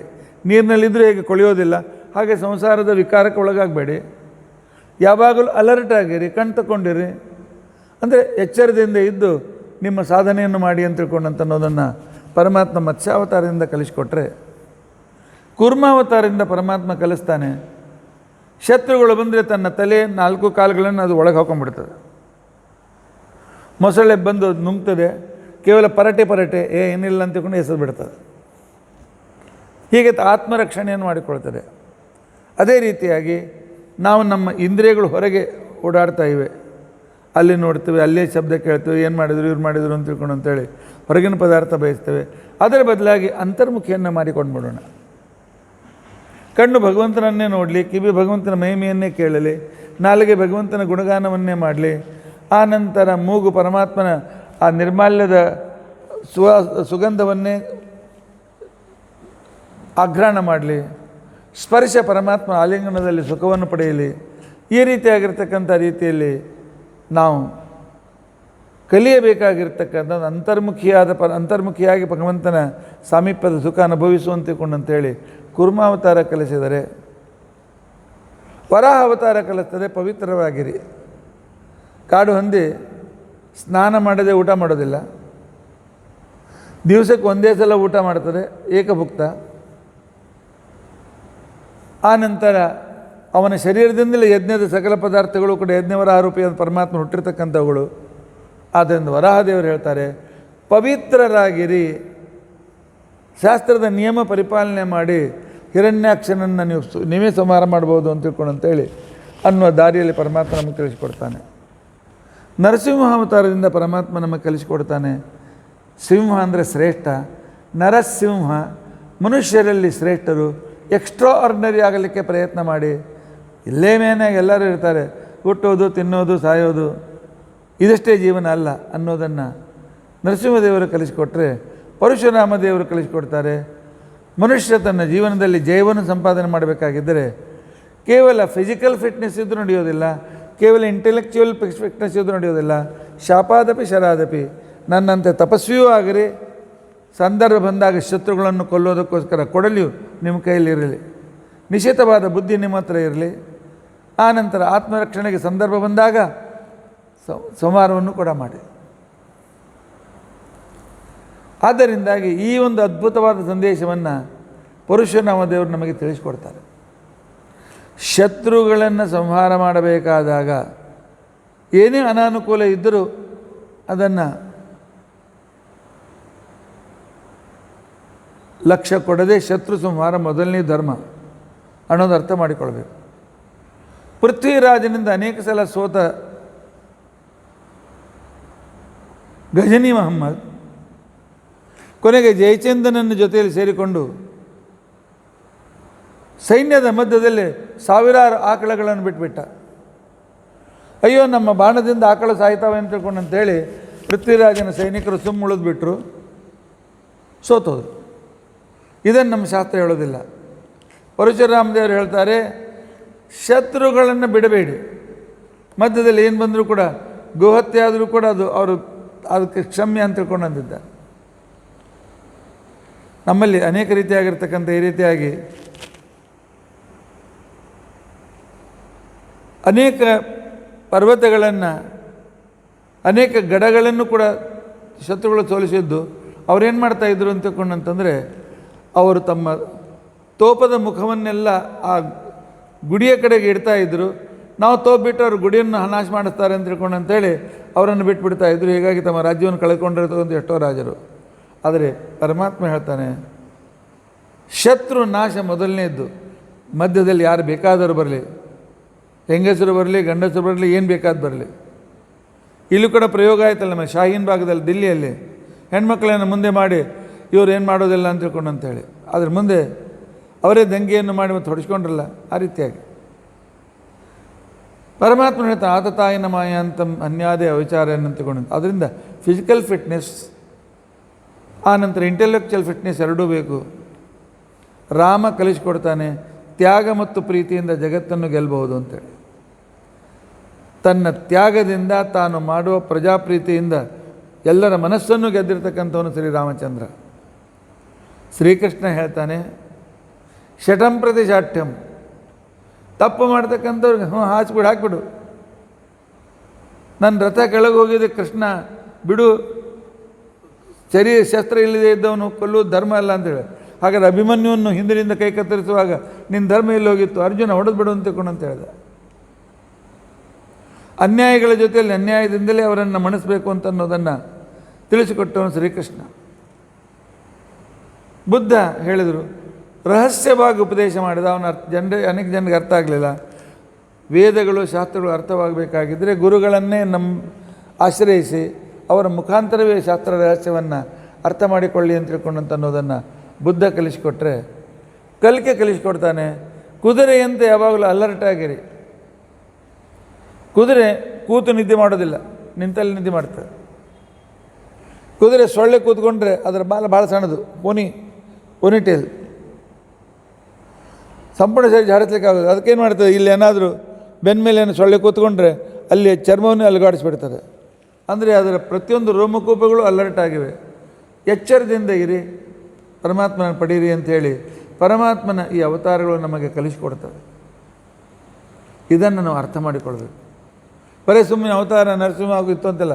ಯಾವುದೇ ನರಸಿಂಹ ಜಯಂತಿ ಬಂತು, ನರಸಿಂಹದೇವರ ವಿಶೇಷತೆಯನ್ನು ತಿಳಿದುಕೊಳ್ಬೇಕು. ಯಾಕೆ ನರಸಿಂಹ ಅವತಾರ ತಿಳಿದುಕೊಳ್ಬೇಕು? ಈ ರೀತಿಯಾಗಿ ಪರಮಾತ್ಮನ ಅವತಾರದ ವೈಶಿಷ್ಟ್ಯತೆ ಇರ್ತದೆ ಅಂತ ತಿಳ್ಕೊಂಡಂತಿದ್ದಾರೆ. ಆನಂತರ ಅಹಿಂಸಾ ಅಂದರೆ ಏನು? ಬಹಳ ಅದ್ಭುತವಾದ ರೀತಿಯಲ್ಲಿ ಭಾಗವತ ನಮಗೆ ತಿಳಿಸಿಕೊಡ್ತಾರೆ. ಅಹಿಂಸಾ ಅಂತ ತಿಳ್ಕೊಂಡಂತಂದರೆ ದುಷ್ಟರನ್ನು ಕೊಲ್ಲುವುದೇ ಅಹಿಂಸಾ. ಇಲ್ಲ ಪಾಪ ಸತ್ಯಾಗ್ರಹ ಮಾಡ್ತಕ್ಕಂಥವ್ರ ಮೇಲೆ ಪೊಲೀಸರು ಅಶ್ರು ಗ್ಯಾಸ್ ಬಿಡ್ತಾರೆ, ನೀರನ್ನು ಹಾಕ್ತಾರೆ, ಲಾಠಿ ಚಾರ್ಜ್ ಮಾಡ್ತಾರೆ. ಹಿಂಸೆ ಅಲ್ಲೇನು ಇಲ್ಲ, ಹಿಂಸೆ ಅಲ್ಲ. ಯಾವಾಗ ಅವರು ಹಿಂಸೆಗೆ ಇಳಿತಾರೆ ಆಗ ಅವರನ್ನು ದಮನ ಮಾಡಲೇಬೇಕು. ಅಹಿಂಸಾ ಅಸಾಧು ಹಿಂಸಾ ಸ್ಯಾತ್. ಪರಮಾತ್ಮ ನಿನ್ನ ಸಿಟ್ಟು ಯಾವುದಕ್ಕೋಸ್ಕರ? ಹಿರಣ್ಯಕಶಿಪು ನಮ್ಮ ಅಪ್ಪನನ್ನು ಕೊಲ್ಲೋದಕ್ಕೋಸ್ಕರ ಅಲ್ಲ, ಆಯ್ತಲ್ಲ. ತದ್ಯಚ್ಛಮನ್ಯುಂ ಅಸುರಶ್ಚ ಹತಸ್ತ್ವಯಾದ್ಯ. ನಿನ್ನ ಸಿಟ್ಟನ್ನು ಶಾಂತ ಮಾಡು ಪರಮಾತ್ಮ. ಅಸುರನಾದಂಥ ಹಿರಣ್ಯಕಶಿಪುವನ್ನು ಕೊಂದಾಗ್ಬಿಟ್ಟಿದೆ, ಆದ್ದರಿಂದ ಇನ್ನು ಮತ್ತೇನು ಕೊಲ್ಲುವ ಸಂದರ್ಭ ಇಲ್ಲ. ಅಲ್ಲ ಪ್ರಹ್ಲಾದ, ನಿಮ್ಮ ಅಪ್ಪನನ್ನು ಕೊಂದದ್ದಕ್ಕೆ ನೀನು ಒಳ್ಳೆಯದಾಯಿತು ಅಂತ ಹೇಳ್ತಾ ಇದ್ದೀಯಲ್ಲ? ಪ್ರಹ್ಲಾದ ಹೇಳ್ತಾನೆ, ಹೌದು, ದುಷ್ಟನಾದ ವ್ಯಕ್ತಿ ಅವನಿಂದ ಎಷ್ಟು ಜನರು ಪೀಡಿತರಾಗ್ತಾಯಿದ್ರು. ಮೋದೇತ ಸಾಧುರಪಿ ವೃಶ್ಚಿಕ ಸರ್ಪ ಹತ್ಯ. ಈಗ 100 ಜನ ಕೂತ್ಕೊಂಡಿದ್ದೇವೆ, ಒಂದು ಹಾವು ಬಂತು, ಏನು ಮಾಡಬೇಕು? ಹೊಡಿಬೇಕು. ಕಚ್ಲಿಕ್ಕೆ ಬಂದರೆ ತಂತಾನೆ ಹೋಗ್ತಿದ್ರು, ಹೊಡಿಬೇಡಿ.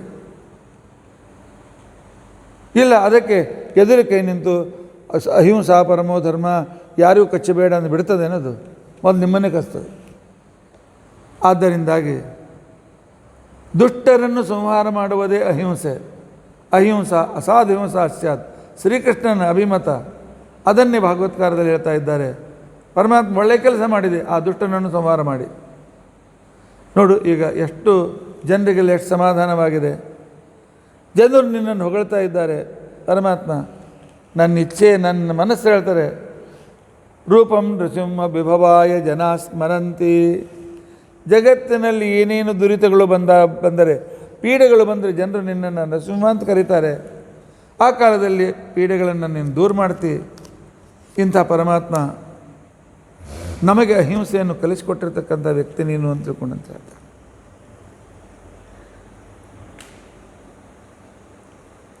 ನರಸಿಂಹದೇವರು ಕೇಳ್ತಾರೆ, ಪ್ರಹ್ಲಾದ ಅವರು ಕೇಳಿಲ್ಲ, ಪ್ರಹ್ಲಾದನ ಸ್ತೋತ್ರದಿಂದ ಆ ರೀತಿ ಪ್ರಶ್ನೆ ಮಾಡಿರ್ಬೋದು ಅಂತ ಅನ್ನಿಸ್ತದೆ.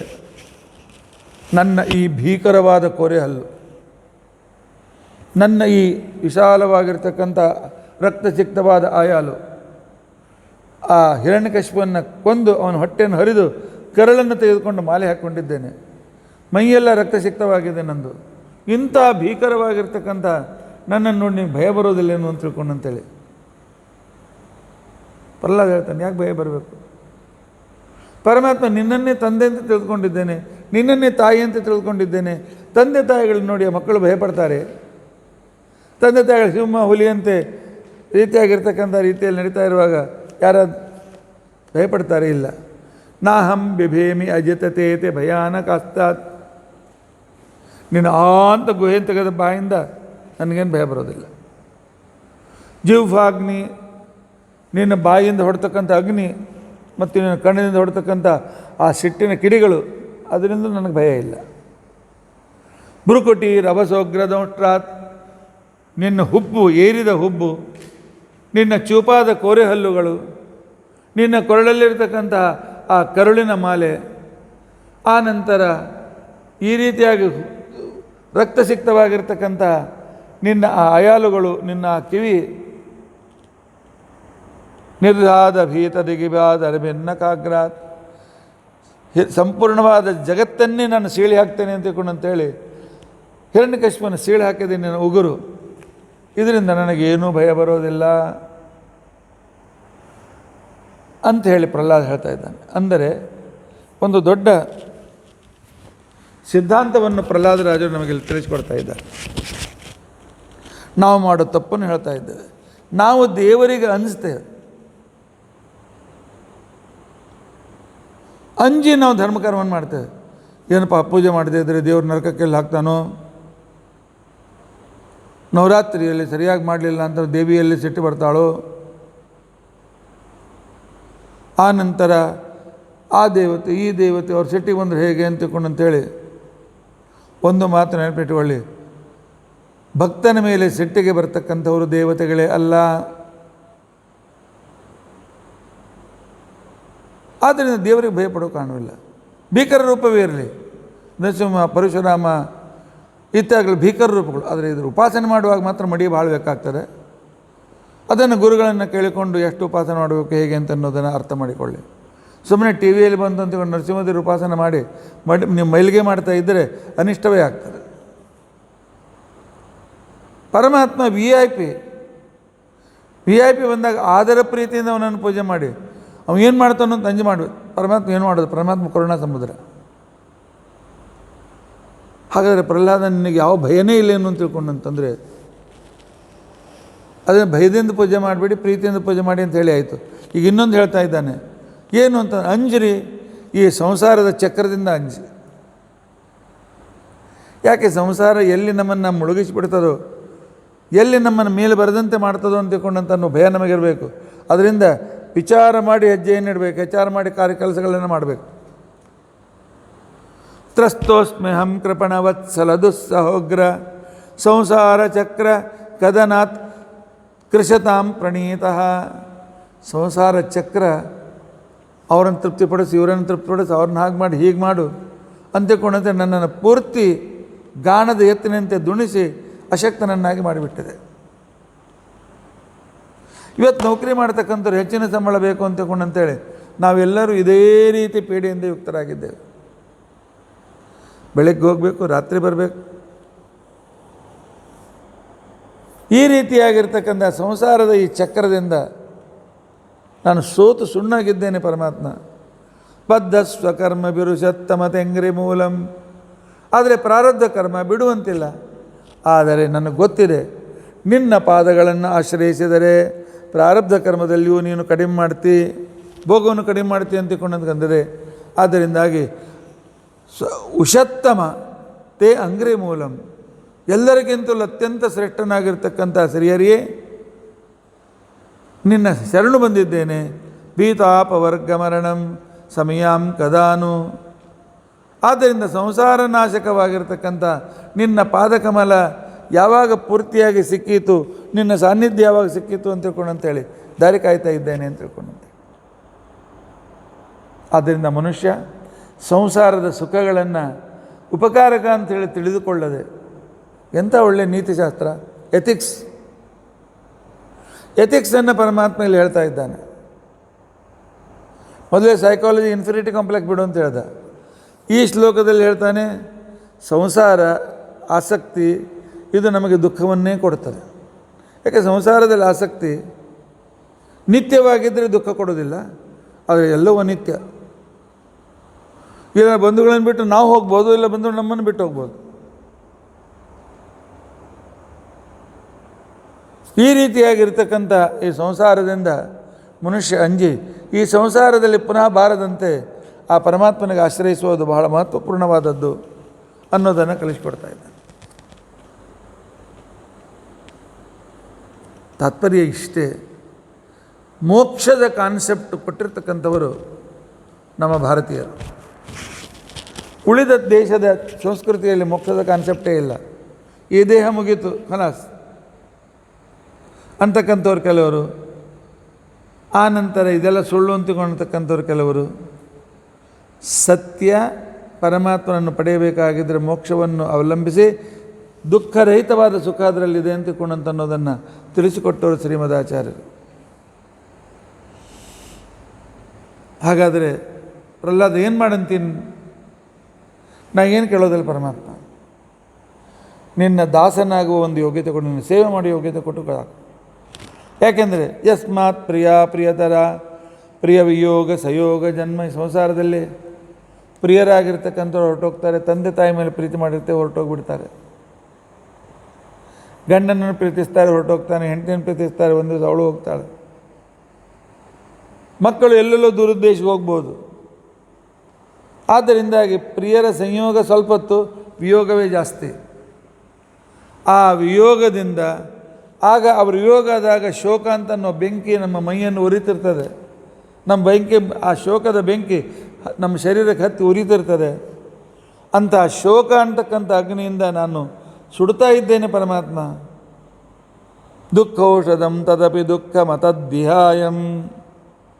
ಇಂಥ ದುಃಖಕ್ಕೆ ಔಷಧನೇ ಆಗಿರ್ತಕ್ಕಂಥವನು ಯಾರು? ನೀನೇ. ಈ ಸಂಸಾರದ ದುಃಖವನ್ನು ದೂರ ಮಾಡ್ತಕ್ಕಂಥವನು ಯಾರು? ನೀನೇ.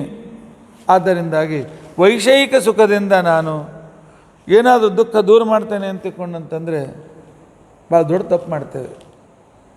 ಹೇಗೆ ಅಂತಕೊಂಡಂತಂದರೆ ವೈಷಯಿಕ ಸುಖ, ಭೋಗ, ಲಾಲಸೆ, ಉರಿಯುವ ಬೆಂಕಿ, ಅದರಲ್ಲಿ ಒಂದೊಂದು ಹನಿ ನೀರು ಹಾಕಿ ಆರಿಸ್ತೇನೆ ಅಂತ ಪ್ರಯತ್ನ ಮಾಡಿದ್ರಿಂದ ಅದು ಆರ್ತದೆ. ಆದ್ದರಿಂದಾಗಿ ಈ ಶೋಕದಲ್ಲಿ ಮಗ್ನನಾಗಿ ನಾನು ನಿನಗೆ ಶರಣು ಬಂದಿದ್ದೇನೆ ಪರಮಾತ್ಮ. ವದಮೇ ತವ ದಾಸ್ಯ ಯೋಗಂ, ನಿನ್ನ ದಾಸನಾಗಿ ನನ್ನನ್ನು ಮಾಡಿಕೊಂಡು ನಿನ್ನ ಸೇವೆ ಅವಕಾಶ ಕೊಡು, ನಾನು ಉದ್ಧತನಾಗ್ತೇನೆ ಅಂತ ತಿಳ್ಕೊಂಡು ಪ್ರಹ್ಲಾದ ಹೇಳ್ತಾ ಇದ್ದಾನೆ. ತಾತ್ಪರ್ಯ ಏನು? ಪರಮಾತ್ಮನ ಶರಣು ಹೋಗುವುದೇ ನಮ್ಮ ಜೀವನದ ಪ್ರಥಮ ಉದ್ದೇಶ. ಶರಣು ಹೋದವರಿಗೆ ಪರಮಾತ್ಮ ಸಂರಕ್ಷಣೆ ಮಾಡ್ತಾನೆ. ಸಂಕಟ ಬಂದಿವೆ, ಅವ್ರು ಬಿಟ್ಟೋದ್ರು, ಇವ್ರು ಬಿಟ್ಟೋದ್ರು, ಹಾಗಾಯ್ತು ಹೀಗಾಯ್ತು, ಯಾವುದು ನಮ್ಮ ಕೈಯಲ್ಲಿಲ್ಲ. ಇಲ್ಲಿಯೂ ಕೂಡ ಸುಖವನ್ನು ಕೊಡ್ತಕ್ಕಂಥವ್ನು ಆ ಪರಮಾತ್ಮ ಒಬ್ಬನೇ. ಅವನಿಗೆ ಮಾತ್ರ ನಾವು ಶರಣು ಹೋಗಬೇಕು ಅಂತ ಅನ್ನೋದನ್ನು ಪ್ರಹ್ಲಾದ ಹೇಳಿಕೊಡ್ತಾನೆ. ಹಾಗಾದರೆ ಪರಮಾತ್ಮನನ್ನು ಹೇಗೆ ಒಲಿಸಬೇಕು? ಎಷ್ಟು ಹಣ ಲಂಚ ಕೊಟ್ಟರೆ ನಿಮ್ಮ ದೇವರು ಒಲಿತಾನೆ? ಭೂಮಿ ಕೊಡೋಣವೇ? ಲಂಚ ಯಾಕೆ ತೆಗೆದುಕೊಳ್ಳೋದಿಲ್ಲ? ಲಕ್ಷ್ಮೀದೇವಿಯವನು ಹೆಂಡ್ತಿ. ನಿಮ್ಮ ಹಣ ಏನಲ್ಲ, ಜೀರೋ. ಇಲ್ಲ, ಈ ಪರಮಾತ್ಮನನ್ನು ನನಗೆ ನಾವು ಭೂಮಿ ದಾನ ಕೊಟ್ಟು ಸಂತೋಷಪಡಿಸ್ತೇವೆ ಅಂತಂದರೆ ಅವನೇ ಭೂಮಿ ಮಾಲಕ, ಅವನಿಗೆ ದಾನ ಕೊಡ್ತೇವೆ. ಈ ಪರಮಾತ್ಮನಿಗೆ ಗಾಳಿ ಹಾಕಿ ಸಂತೋಷಪಡಿಸೋಣ ಅಂತ ತಿಳ್ಕೊಂಡಂತಂದರೆ ಗರುಡ ದೇವರು ಗಾಳಿ ಹಾಕ್ತಾ ಇದ್ದಾರೆ. ಈ ಪರಮಾತ್ಮನಿಗೆ ನಾವು ನೈವೇದ್ಯವನ್ನು ತೋರಿಸಿ ಸಂತೋಷಪಡಿಸೋಣ ಅಂತ ತಿಳ್ಕೊಂಡಂತಂದರೆ ಪರಮಾತ್ಮನೇ ಅನ್ನ ಎಲ್ಲ ಪದಾರ್ಥಗಳಲ್ಲಿ ತಾನೇ ಇದ್ದು ರುಚಿ ಕೊಡ್ತಕ್ಕಂಥವನವನೇ, ಅವನಿಗೆ ನಾವು ತಲೆ ಕೊಡ್ತೇವೆ. ಹಾಗಾದರೆ ಪರಮಾತ್ಮನ ಒಲಿಸೋದು ಒಂದೇ ಒಂದು, ಪರಮಾತ್ಮ ನಿನ್ನ ದಾಸನಾಗ್ತೇನೆ, ನನಗೆ ಕೆಲಸ ಹೇಳು, ನನ್ನ ಕಡೆಯಿಂದ ದುಡಿಸಿಕೊಳ್ಳು, ನನ್ನನ್ನು ಉದ್ಧಾರ ಮಾಡು. ಅದಕ್ಕೋಸ್ಕರ ದುಡಿಸಿಕೊಳ್ಳಲು ಶ್ರೀನಿವಾಸ ಅಂತ ತಿಳ್ಕೊಂಡಂತೇಳಿ ದಾಸರು ಹೇಳ್ತಾರೆ. ಎನ್ನನ್ನು ದುಡಿಸಿಕೊಳ್ಳೋ ಶ್ರೀನಿವಾಸ ಅಂತ ತಿಳ್ಕೊಂಡಂತೇಳಿ. ಆದ್ದರಿಂದಾಗಿ ಪರಮಾತ್ಮನ ಸೇವೆ ಮಾಡಿಕೊಳ್ತಕ್ಕಂಥ ಅವಕಾಶ ಕೊಡು ಅಂತ ತಿಳ್ಕೊಂಡಂತೇಳಿ ಪರಮಾತ್ಮನಿಗೆ ಪ್ರಾರ್ಥನೆ ಮಾಡಿಕೊಳ್ಬೇಕು. ಅವಕಾಶ ಸಿಕ್ಕಾಗ ಬಿಡಬಾರ್ದು.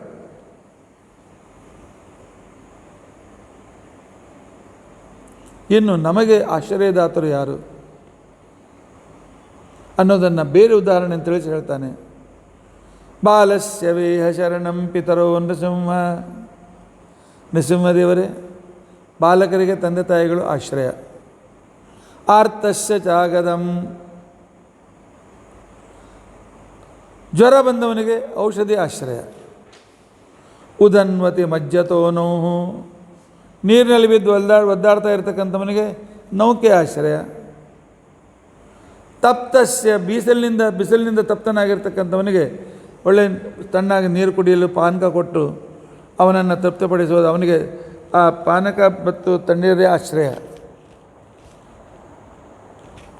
ಈ ರೀತಿಯಾಗಿ ಇವಿಲ್ಲದೆ ನಾವು ಬಯಲಿಕ್ಕೆ ಆಗೋದಿಲ್ಲ. ಆದರೆ ನನಗೆ ನೀನೇ ಆಶ್ರಯ. ತದ್ವತ್ ಪ್ರಭೋ ತನುಭೃತಾಂ ತದುಪಾಸಕಾನಾಂ, ನಾನೊಬ್ಬನೇ ಅಂತಲ್ಲ, ನನ್ನಂಥ ಅನಸಂಖ್ಯ ಭಕ್ತರಿಗೆ ನೀನೇ ಆಶ್ರಯ. ನಿನ್ನಲ್ಲಿ ಅವರು ವಿಶ್ರಾಂತಿಯನ್ನು ಪಡಿತಾರೆ, ನಿನ್ನ ಅನುಗ್ರಹದಲ್ಲಿ ಇದ್ದದಲ್ಲಿ ಸಂಸಾರದಲ್ಲಿ ಪೀಡಿತರಾಗ್ತಾರೆ. ಆದ್ದರಿಂದ ಪರಮಾತ್ಮ ಮುಖ್ಯಾಶ್ರಯ ನೀನೇ.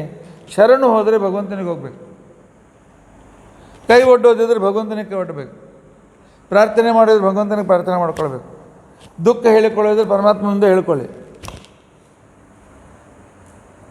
ಯಾಕೆ ಅಂತಂದರೆ ಸಂಪೂರ್ಣ ಜಗತ್ತು ಭಗವಂತನ ಅಧೀನ, ಕೊಟ್ಟರೆ ಅವನೇ ಕೊಡಬೇಕು. ಈಶಾವಾಸ್ಯಮಿದಂ ಸರ್ವಂ ಯತ್ಕಿಂಚಿತ್ ಜಗತ್ಯಾಂ ಜಗತ, ಅವನು ಕೊಟ್ಟರೆ ಇದೆ, ಇಲ್ಲದೆ ಇದ್ದರೆ ಇಲ್ಲ. ಅದಕ್ಕೋಸ್ಕರ ಈಶಾವಾಸ್ಯ ಉಪನಿಷತ್ ಹೇಳ್ತದೆ, ತೇನ ತ್ಯಕ್ತೇನ ಭುಂಜೀತಾ. ಪರಮಾತ್ಮ ಎಷ್ಟು ಕೊಡ್ತಾನೆ ಅದರಿಂದ ಸಂತೃಪ್ತರಾಗಿ ಇದ್ದು ಆ ಭಗವಂತನ ಕೃತಜ್ಞತೆಯನ್ನು ಸ್ಮರಿಸಿ ಅಂತ ತಿಳ್ಕೊಂಡು ಅಂತೇಳಿ ಕೇಳ್ಕೊಳ್ತ. ಆನಂತರ ಜಗತ್ತೇ ಕಾರಣನು ಅವನೇ. ಜಗತ್ತಿನಲ್ಲಿ ಸಕಲ ಕ್ರಿಯೆಗಳು ಕಾರಣನೂ ಅವನೇ, ಸಕಲ ಫಲಗಳಿಗೂ ಕಾರಣನೂ ಅವನೇ, ಜಗತ್ತಿನ ಹುಟ್ಟಿಗೂ ಕಾರಣನೂ ಅವನೇ, ಮನುಷ್ಯರ ಪ್ರವೃತ್ತಿಗೂ ಕಾರಣನೂ ಅವನೇ.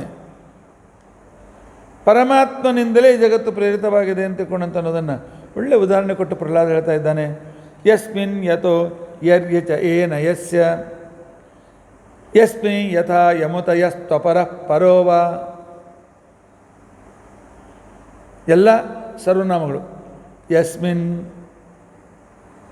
ಯಾವನಿಂದ ಈ ಜಗತ್ತಿದೆ, ಯಾವನಲ್ಲಿ ಈ ಜಗತ್ತಿದೆ, ಯತಃ ಯಾವನಿಂದ ಇದೆ, ಯರ್ಹಿ ಏಕೆ ಇದೆ, ಏನ ಯಾವ ಕಾರಣದಿಂದ ಇದೆ, ಯಸ್ಯ ಯಾರಿಗೋಸ್ಕರ ಇದೆ, ಯಸ್ಮೈ ಯಾರಿಗೋಸ್ಕರ ಸ್ತೋತ್ರ ಮಾಡಬೇಕು. ಈ ರೀತಿಯಾಗಿ ಯಾರಿಗೆ ಏನು ಎಂತ ಅಷ್ಟು ಅದ್ಭುತವಾದಂಥ ಶೈಲಿಯಲ್ಲಿ ಪ್ರಹ್ಲಾದ ಹೇಳ್ತಾ ಇದ್ದಾನೆ. ಯಾವನು, ಎಲ್ಲಿ, ಏಕೆ, ಯಾವುದಕ್ಕೋಸ್ಕರ, ಯಾವುದರ ಬಗ್ಗೆ, ಯಾವನಿಗೋಸ್ಕರ, ಏನನ್ನು ಉದ್ದೇಶಿಸಿ, ಯಾರ ಅಧೀನರಾಗಿ ಕೆಲಸಗಳನ್ನು ಮಾಡುವನು, ಅದಕ್ಕೆಲ್ಲ ನೀನೇ ಕಾರಣ. ಸ್ವಲ್ಪ ಒಗಟಾಯ್ತಲ್ಲ, ಅದನ್ನು ಬಿಡಿಸಿ ಹೇಳ್ತಾರೆ. ಯಾವನು ಅಂದರೆ ಯಾರು ಈ ಜಗತ್ತನ್ನು ಸೃಷ್ಟಿ ಮಾಡಬೇಕು, ಎಲ್ಲಿ ಸೃಷ್ಟಿ ಮಾಡಬೇಕು, ಏಕೆ ಸೃಷ್ಟಿ ಮಾಡಬೇಕು, ಯಾವುದಕ್ಕೋಸ್ಕರ ಅಂಥ ಒಂದು ಸಿಚುವೇಶನ್ ಏನಿದೆ, ಆನಂತರ ಯಾವುದರ ಬಗ್ಗೆ ನಿಯಮನವನ್ನು ಮಾಡಬೇಕು, ಯಾವನಿಗೋಸ್ಕರ ಸೃಷ್ಟಿ ಮಾಡಬೇಕು, ಹೇಗೆ ಮಾಡಬೇಕು, ಉದ್ದೇಶ ಏನು, ಯಾರ ಅಧೀನರಾಗಿ ಮಾಡಬೇಕು, ಇದೆಲ್ಲ ಅನೇಕ ಪ್ರಶ್ನೆಗಳು ನಮ್ಮ ಕೆಲಸನ ಬಂದಾಕ್ಷಣಕ್ಕೆ ಬರ್ತದೆ. ಅದಕ್ಕೋಸ್ಕರ ಪ್ರಹ್ಲಾದ ಉದಾಹರಣೆ ಕೊಡ್ತಾ ಇದ್ದಾನೆ. ಹೇಗೆ ಕುಂಬಾರ ಗಡಿಗೆ ಮಾಡಬೇಕಾಗಿದ್ದರೆ ಒಳ್ಳೆ ಉಸುಕು ಕಲ್ಲು ಇಲ್ಲದೆ ಇರತಕ್ಕಂಥ ಒಳ್ಳೆ ಜಿಗಟು ಮಣ್ಣು ಬೇಕು. ಜಿಗಟು ಮಣ್ಣು ತೆಗೆಯಬೇಕಾದರೆ ಸಾಧನೆಗಳು ಬೇಕು. ಸಾಧನೆಗಳಿಗೋಸ್ಕರ ಸಾಧನೆ ಇದ್ದ ಕ್ಷಣಕ್ಕೇನೆ ಅದನ್ನು ಆ ಮಣ್ಣನ್ನು ಹೊತ್ಕೊಂಡು ಮನೆಗೆ ಹೋಗೋದಕ್ಕೋಸ್ಕರ ಬುಟ್ಟಿ ಬೇಕು. ಬುಟ್ಟಿಗೆ ಬೇಕಾಗಿರ್ತಕ್ಕಂಥ ಸಂದರ್ಭದಲ್ಲಿ ಅದನ್ನು ಕೆಸರು ಮಾಡಬೇಕಾಗಿದ್ದರೆ ನೀರು ಬೇಕು. ಮಣ್ಣು ಹೊತ್ಕೊಂಡು ಹೋಗೋದಕ್ಕೋಸ್ಕರ ಕತ್ತೆ ಬೇಕು. ಆ ನಂತರ ತಿರುಗಬೇಕು. ಆಗ ಒಂದು ರೀತಿಯಾಗಿರ್ತಕ್ಕಂಥ ಅದನ್ನಿಟ್ಕೊಂಡು ಗಡಿಗೆ ಮಾಡುವ ಅಭ್ಯಾಸ ಇರಬೇಕು. ಒಂದು ಕೆಲಸ ಆಗಬೇಕಾದ್ರೆ ಎಷ್ಟಿದೆ ನೋಡಿಕೊಳ್ಳಿ. ಈ ರೀತಿಯಾಗಿ ಮಾಡತಕ್ಕಂಥದ್ದು ಅಂದರೆ ವಸ್ತುವಿಗೆ ಎರಡು ಕಾರಣಗಳು. ಒಂದು ಪರಿಣಾಮಿ ಕಾರಣ, ಉಪಾದಾನ ಕಾರಣ, ಇನ್ನೊಂದು ನಿಮಿತ್ತ ಕಾರಣ. ಉಪಾದಾನ ಕಾರಣ ಅಂತಂದರೆ ಯಾವುದೇ ರೂಪ ಚೇಂಜ್ ಮಾಡಿ ಜಗತ್ತು ಆಭರಣಗಳಿಗೆ ಬಂಗಾರ ಉಪಾದಾನ ಕಾರಣ, ಮಡಿಕೆಗಳಿಗೆ ಮಣ್ಣು ಉಪಾದಾನ ಕಾರಣ, ಬಟ್ಟೆಗಳಿಗೆ ಹತ್ತಿ ಉಪಾದಾನ ಕಾರಣ. ಯಾಕೆ ಅದೇ ಇನ್ನೊಂದು ರೂಪ ಪಡೀತದೆ. ಆದರೆ ಕುಂಬಾರ ಗಡಿಗೆಗೆ ನಿಮಿತ್ತ ಕಾರಣ. ಅದೇ ರೀತಿಯಾಗಿ ಬಟ್ಟೆಗೆ ನೇಕಾರ ನಿಮಿತ್ತ ಕಾರಣ.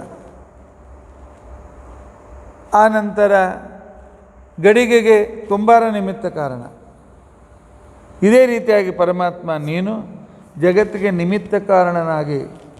ಕೆಲವರು ಬಹಳ ತಪ್ಪು ಹೇಳ್ತಾರೆ ನಿನ್ನ ಬಗ್ಗೆ. ಏನು ಹೇಳ್ತಿರ್ತಾರೆ ಅಂತ ತಿಳ್ಕೊಂಡಂತಂದರೆ ಪರಮಾತ್ಮನೇ ಇದಕ್ಕೆ ಉಪಾದಾನ ಕಾರಣ, ಅವನೇ ಕಲ್ಲಾಗಿ ಮಣ್ಣಾಗಿ ನಮ್ಮ ಶರೀರವಾಗಿ ಜೀವವಾಗಿ ಎಲ್ಲ ಇದ್ದಾನೆ ಅಂತ ತಿಳ್ಕೊಂಡಂತೇಳಿ. ಅದಕ್ಕೆ ಆಚಾರ್ಯರು ಹೇಳ್ತಾ ಇದ್ದಾರೆ ಇದೆಲ್ಲವೂ ಅವನ ಅಧೀನದಲ್ಲಿದೆ ಅಂತ ತಿಳ್ಕೊಂಡಂತೇಳಿ ಅವನಿಂದಲೇ ಅವನೇ ಈ ಜಗತ್ತಿನ ರೂಪ ಅಂತ ತಿಳ್ಕೊಂಡಂತ ವರ್ಣನೆ ಮಾಡ್ತಾರೆ.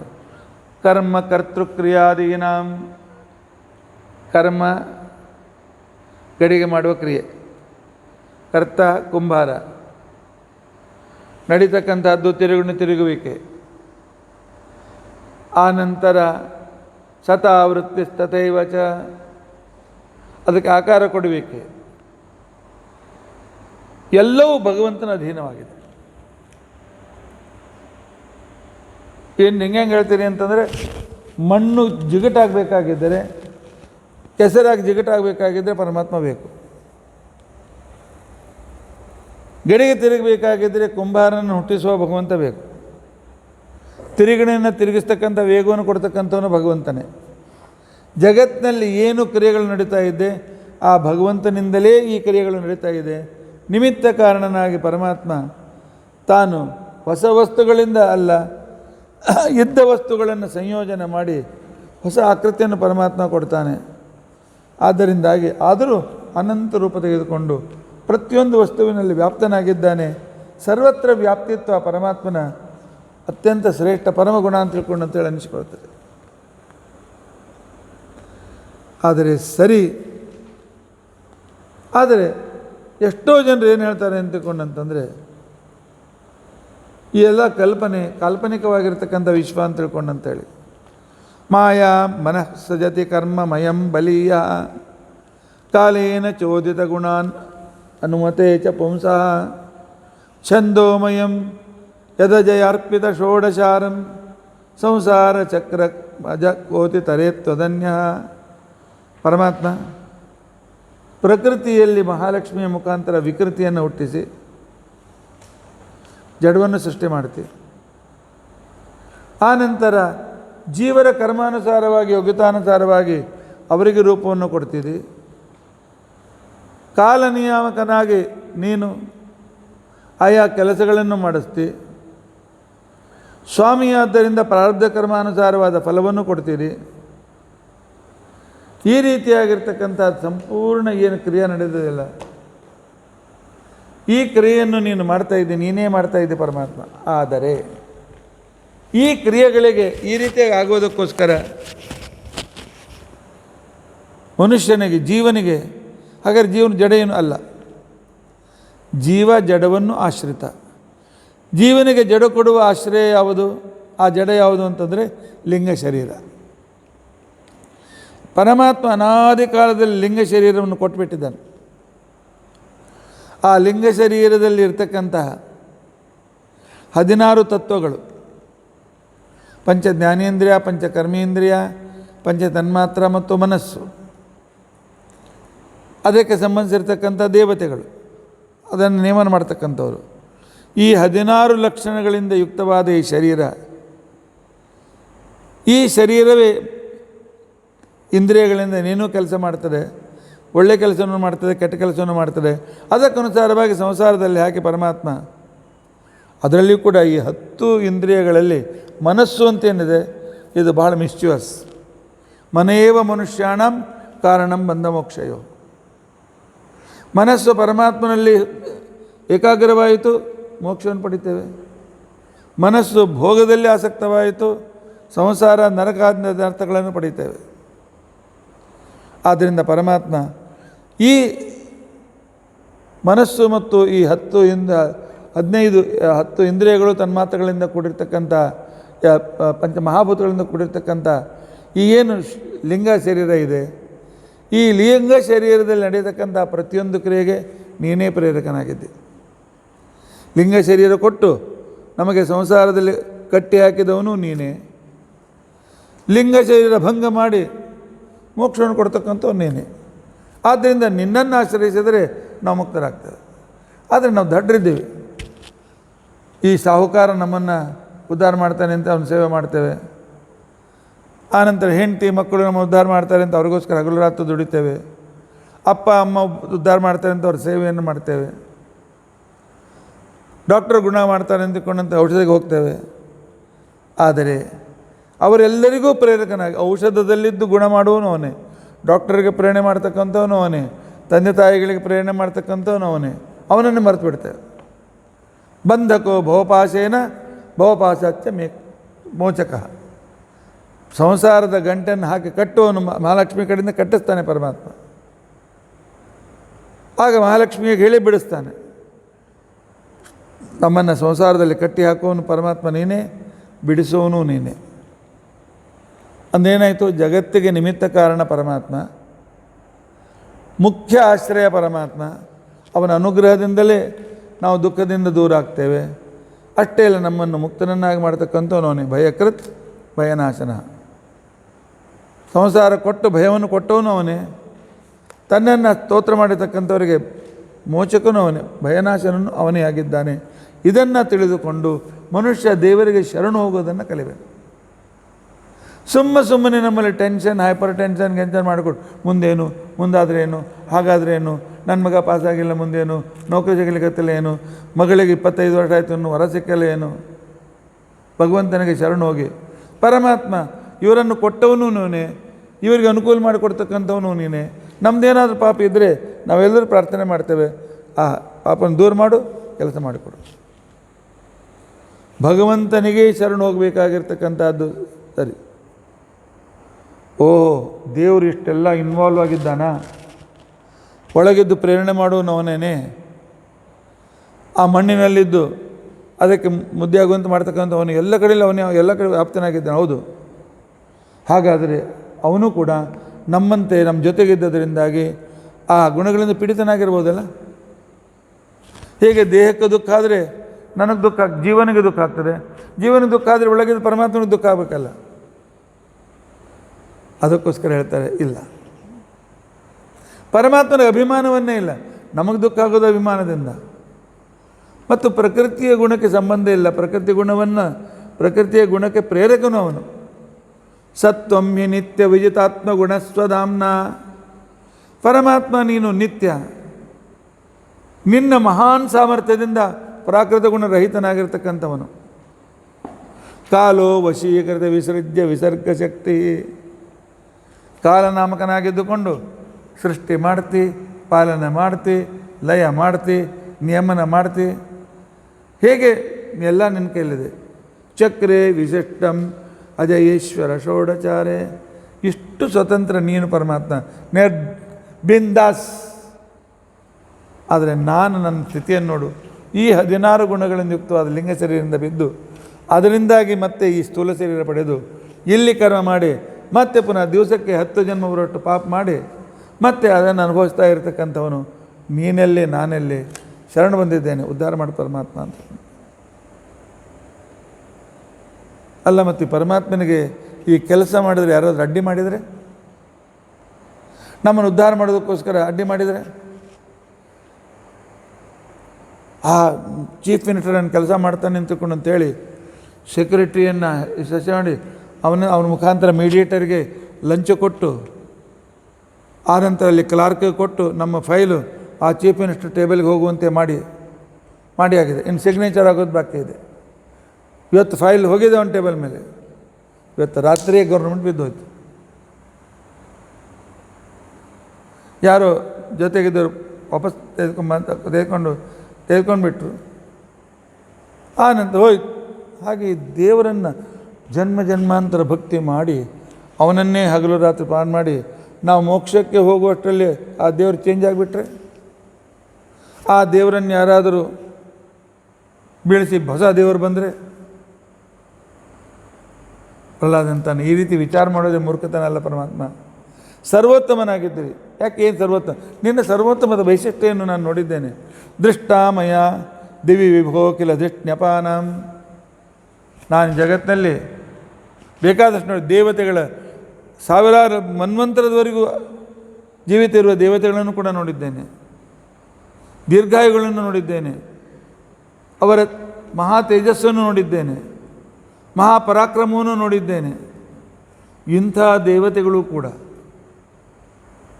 ನನ್ನ ಅಪ್ಪನ ಭ್ರುಕುಟಿ ಕಟಾಕ್ಷದಿಂದ ಅಂತಂದ್ರೆ ಸಾಕು, ಇಂದ್ರ ಕೈ ಜೋಡ್ಕೊಂಡು ನಿಂದಿರ್ತಿದ್ದ. ಅಂದರೆ ಬಂದು ನವಗ್ರಹಗಳು ಬಂದು ಇವನ ಮನೆ ಕಸ ತೆಗೆದು ಒರೆಸ್ತಾ ಇದ್ದರು. ಈ ರೀತಿಯಾಗಿ ಯಾನ್ ಜನೋಯಂ ಯೇಸ್ಮತ್ ಪಿತು ಕುಪಿತಹಾಸ ವಿಜಿಂಬ್ರಿತ ಭ್ರೂ.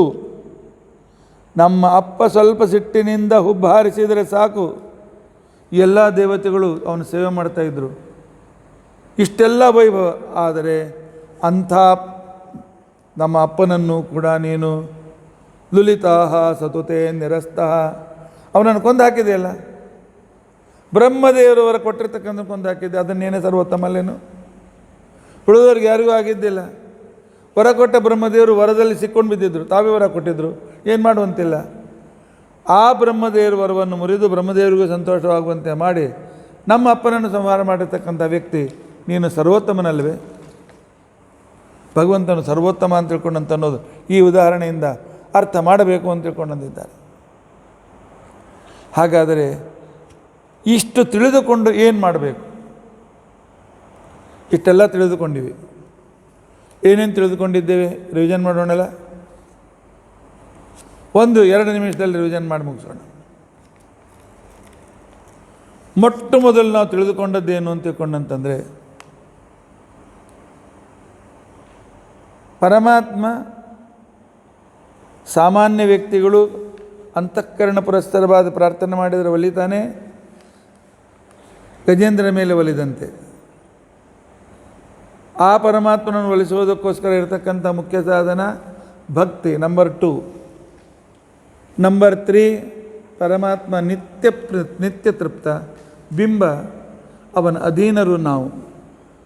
ನಂಬರ್ 4, ಅವನನ್ನು ಪೂರ್ತಿಯಾಗಿ ವರ್ಣನೆ ಮಾಡಿಕೊಳ್ಳೋಕೆ ಅನಂತ ಗುಣದಿಂದ ಯುಕ್ತನಾಗಿದ್ದಾನೆ, ಅವನನ್ನು ಪೂರ್ತಿಯಾಗಿ ವರ್ಣನೆ ಮಾಡಲಿಕ್ಕೆ ಆಗೋದಿಲ್ಲ. ನಂಬರ್ 3 ಆಯಿತು, 4 ಆಯಿತಾ? ನಂಬರ್ 4. ನಂಬರ್ 5, ಭಗವಂತನ ಅವತಾರಗಳು ನಮ್ಮ ಉದ್ಧಾರಕ್ಕೋಸ್ಕರ, ನಮಗೆ ಸಂಸ್ಕೃತಿಯನ್ನು ಕಲಿಸಿಕೊಡೋದಕ್ಕೋಸ್ಕರ.